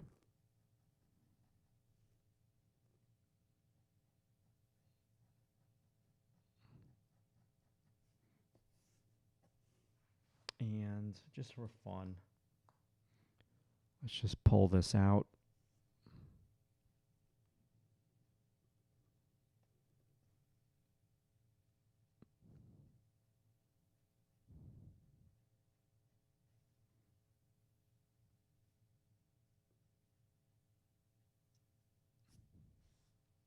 Probably looks a little awkward like that until I actually draw the hand.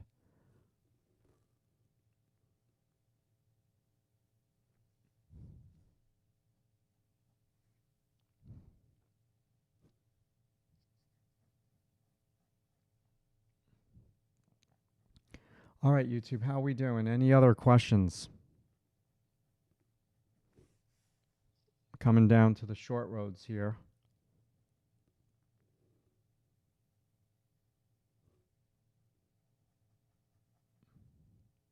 Don't make the corner of the lips a point. Kind of make it a little softer there.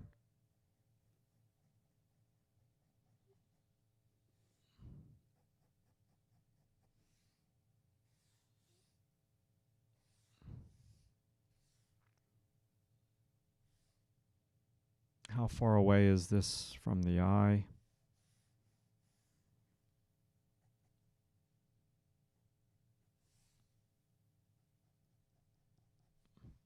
Now it's just like a slow go. This is all about your personal art style and how many hours you like to work. Maybe now it's like, oh, I'm done with this. I don't want to work on this anymore. I hate long drawings. I find it very boring. So then, you have to find a way to figure out when is a good time for you to stop. And one way to do that is ask yourself the question, what artists do you really like? Who do you follow online? Do you see trends? Do you like realistic art? Do you like loose art that's more fun and impressionistic? And do you like linear stuff that's more gestural?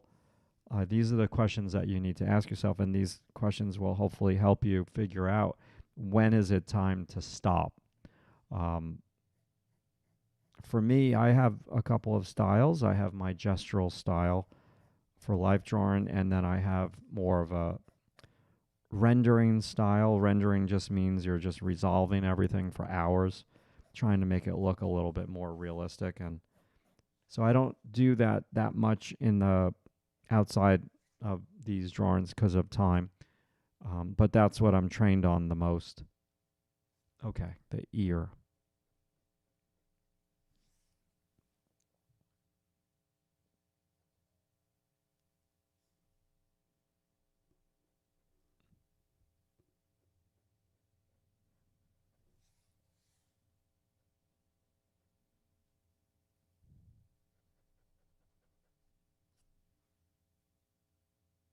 I do like the taller ear.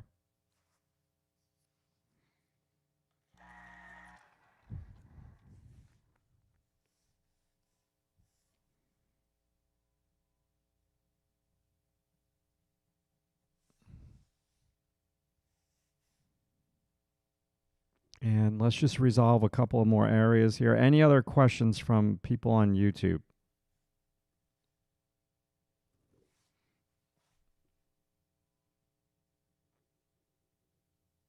Okay, so once again, just be sure to like the video if you haven't already. If you're a newcomer and you just stumbled across me in the feed, maybe you want to subscribe to the channel. I'm pretty much in most of July, except for next week. I'm going to be doing a live stream on Wednesdays. and August on Wednesday, I should say. So maybe you want to, if you are a subscriber, you can hit the bell to be reminded of when I go live. For sure.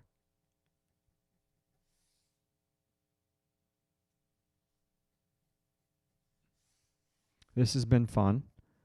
This drawing needs a lot of time and attention. It's far from finished, but I think it's a good start. Something about the lips that are just destroying me. I haven't figured them out yet. And I could also like match values. And matching values is very, very helpful to get in a likeness.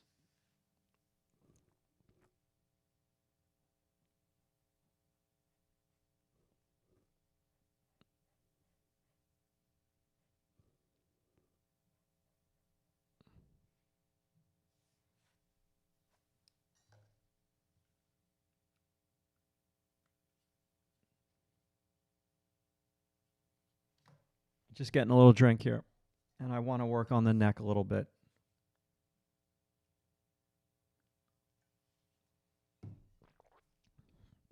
But I think this works for me for a 2-hour live stream. It like I said, I need to spend more time on the drawing. Loop down. Loop down.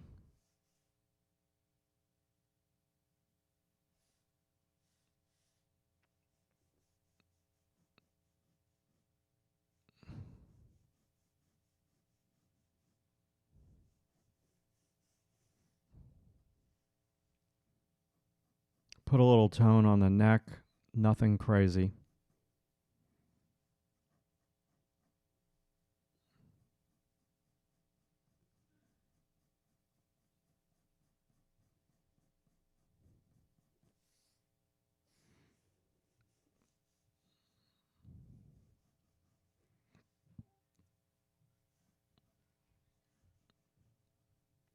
And rolling into this shadow shape. So if this is the fingertip, oh, that needs to be over much more. Well, where is this fingertip in relationship to the earlobe? That works for me. I'm not saying I got the ear yet.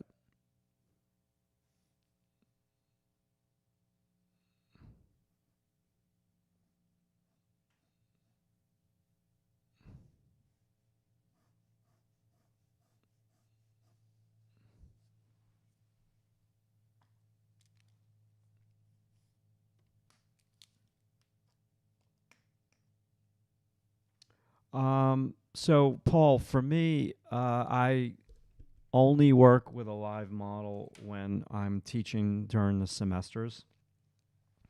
So, I could honestly say that it's massive. If you don't work with a live model, you could still be really good. You could draw awesome. You can do loose drawings. You can do tight drawings. You can do anything that you want if you don't work with a model. However, if you do have the ability to take a life drawing class, you're just going to get so much better. It's I Paul, I'm a huge believer in the 3 disciplines. What are the 3 disciplines? The 3 disciplines are you draw from photos, you draw from life, and you draw out of your memory or imagination. And you will be such a better artist if you do all 3. If you do only one, you can still be really good. You can be great if you just work from photos. But you will be better if you do the 3 disciplines, for sure. Life, drawn from your imagination / memory. They're different. Like drawing from imagination would be you just make stuff up and you draw it. Drawing from memory is I would try to draw this portrait from memory without, just trying to remember what I drew. And That's how I learned how to draw from imagination, was learning how to draw from my memory first. So I would draw the model in class, and then I would try to remember what that pose looked like afterwards. And so that just made me all around so much better. When you draw just from photos, what winds up happening is your drawings have the tendency to look stiff. And when you practice doing gesture drawing, your drawings will ultimately have a looser feel because you're drawing bigger and you're drawing with your arm and you have limited time, so you need to make things happen fast. It's just different, and it's good. It's like, let's say you're a professional hockey player and you skate all the time. In the off season, you're probably going to do different things with your body to develop your muscles in more of a balanced way. So I know for a fact that there was a goalie on the Islanders from Germany. And during the off season, they would go back to Germany and they would mountain bike all summer to develop their legs in a different way, because when you skate, you're using your inner thighs a lot. And when you're biking, you're just a little bit more using the front of your thighs. So it's the same idea. Like, you're trying to develop different muscles as an athlete to balance your body. And it's the same thing with drawing. You're trying to balance your skill set, so you're not a one-hit wonder where you can only do one thing. And I found myself a one-hit wonder when I was in my 20s. I knew how to work from life, and I drew from and painted from photos the most, and I was pretty good at drawing from life in a tonal sort of way. I couldn't draw anything out of my imagination, and I felt like that was not good. I wasn't balanced. So everyone's different, right? You have to do what makes you happy. But you'll get better if you draw from life. Now, drawing from life, and I'll close with this because we're just about at 12 o'clock. There's all different disciplines of drawing from life, depending on what you want to do. So I was talking with a member of my website yesterday on the Zoom call, Ramirez, and Ramirez was thinking about going to this atelier in the Bay Area of San Francisco. And they were talking about doing like these long drawings where you work on the drawing for like a multitude of hours. That is extremely different life drawing than life drawing in the animation department, where the longest drawing really would be 10 minutes. So there's that. I like both. I don't think one is better than the other. I think you got to do long drawings and short drawings. And I've done it, and I can do a gesture. I can do a 6-hour drawing. Like, I don't like being a one-hit wonder. I like variety. You just get better that way, and you can see better that way. All right. Any other questions before we call this live stream done? I think, yeah, it's lunchtime.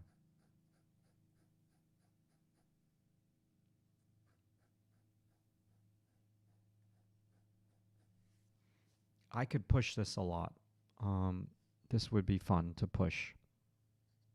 Be time consuming. I hope you enjoyed this, everybody on YouTube. It was a lot of fun. For whatever reason, I'm drawing a little bit slower today, but it is what it is. I'm enjoying it. It's fun.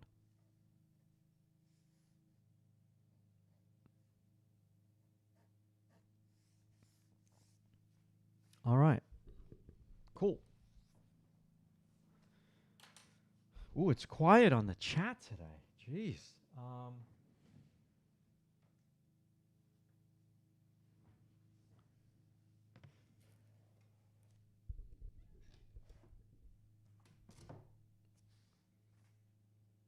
Okay, I shouldn't do this, but I'm just going to do it for fun.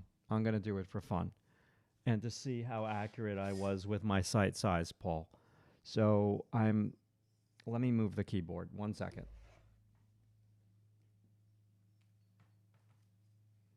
So my drawing from hair to bottom of the chin, I'm going to just go with 4 1/4. Sight size. Thank you, T. Catali. Thank you, Sorabai. Thank you, Jose. You got it. Oops. 1 second.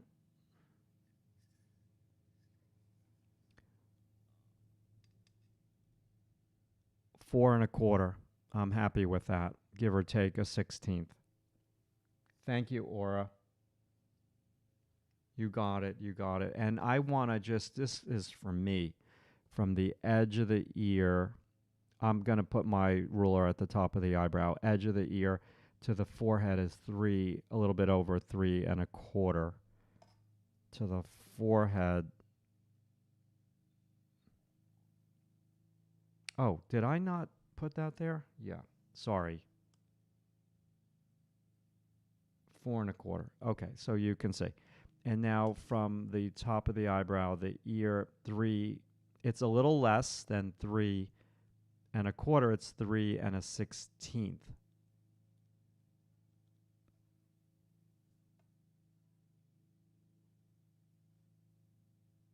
3 3/16, I should say.